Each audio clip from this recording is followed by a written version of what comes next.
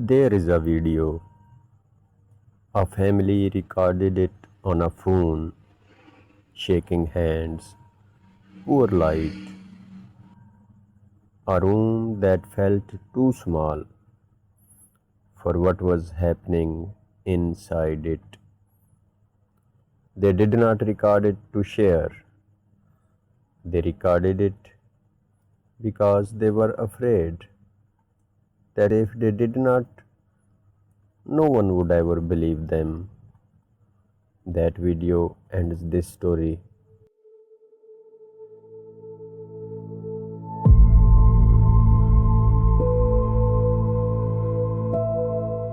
1.8 billion people, Morocco to Indonesia, Nigeria to the United Kingdom, all of them living inside a tradition that teaches something the rest of the world largely decided not to think about.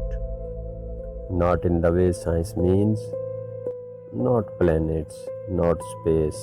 Here in this world, in the same rooms we sleep in, the Quran names them directly, gives them their own chapter. They are called Jinn, created from smokeless fire, conscious, free-willed, invisible, not because they are myths, but because their existence runs parallel to ours, in a way our senses were not built to detect. They have been here longer than we have. Some of them are different to us, some are curious, and some the oldest, the most powerful, the ones called Ifrit, have learned that human beings can be approached, negotiated with, used. That is where black magic begins. Not with power, with a transaction. The ones who broker the deal, they are called amulets. You will not find them advertising. You will find them the way people in Pakistan have always found them, through a whisper, a cousin who knows someone, a neighbor who went to one and came back changed. They exist in every major city, in virtually every rural area, not hidden, just not visible to people who are not looking. And the people who go to them are not monsters. A woman whose husband brought home a second wife without warning. A businessman who has watched a competitor grow in ways that feel to him impossible. A mother who says her son came home from his wedding a different person, someone she does not recognize when she looks into his eyes. Ordinary pain, the kind that has no clean resolution.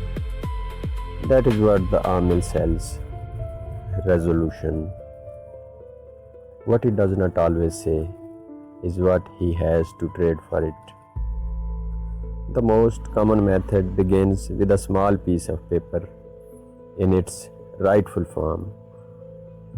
A Taweez carries Quranic verses, a protection wand close to the body, a quiet act of faith. You will find them in homes across the Muslim world. There is nothing dark about them. But the Amil makes a different kind.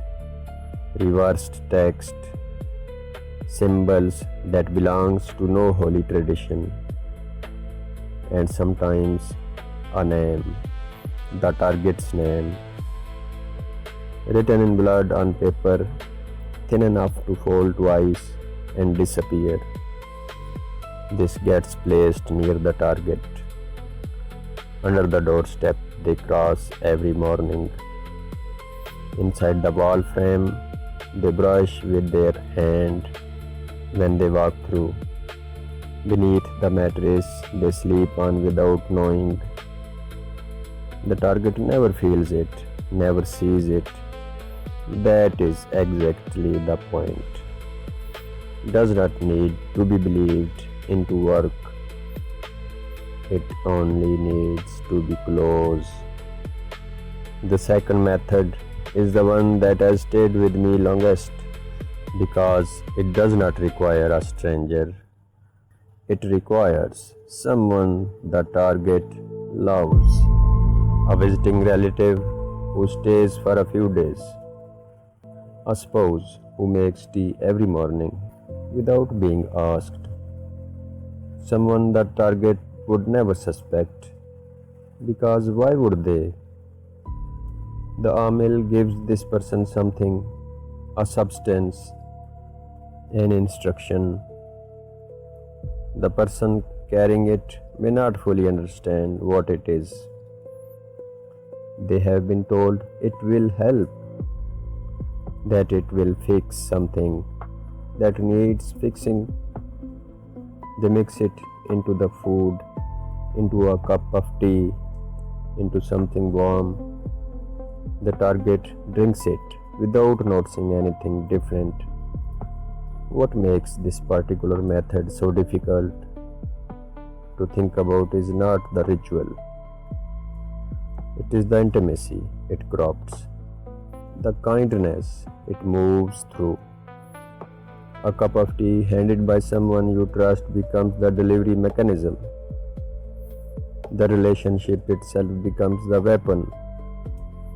And then there is the third method, the one that does not require a hidden object or a poisoned cup. The amil goes alone, usually at night, usually to a graveyard or an empty place where no one lives. He performs a ritual that can take hours.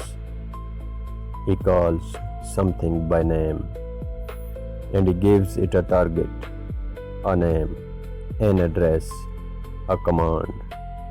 What follows in the accounts of people who have witnessed this arrives in a pattern so consistent across separate cases, separate families, separate decades, that the consistency itself becomes the most unsettling part. A personality that changes not gradually, overnight. A voice that comes from someone's mouth that does not belong to them. A knowledge of things that person could not know.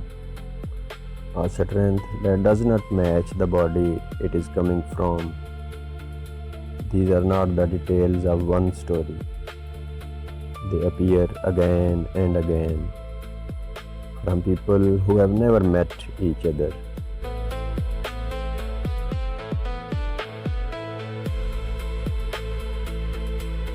In places that have no connection to each other. We will come back to what that means. In the first story,